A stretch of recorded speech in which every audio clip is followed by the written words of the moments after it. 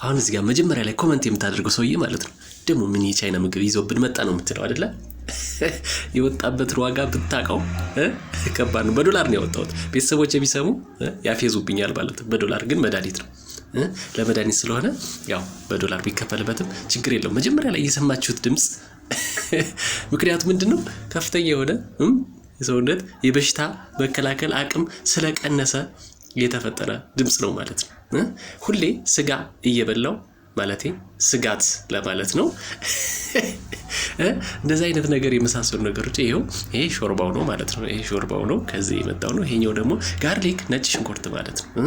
ከፍተኛ የሆነ ለኢሚዩኒቲ በጣም አስፈላጊ የሆነ ምግብ ነው። እናም ያው እንግዲህ እኔ ጉፋን ይዞኛልና ለጉፋን መድኃኒት ስለሆነ እሱ ልጠቀመው ፈለኩኝ ማለት ነው። ስለዚህ ጉፋን ቀጥታ በፋብሪካ የተዘጋጀ መድኃኒት የለውም ማለት ነው። ግን እንደዚህ አይነት ነገር የመሳሰሉ ነገሮች በመጠቀም ጉፋን መከላከልም ሆነ ማከም ይቻላል ማለት ነው። ይህ ነጭ ሽንኩርት ጋርሊክ ነው ማለት ነው። ይመቻችሁ።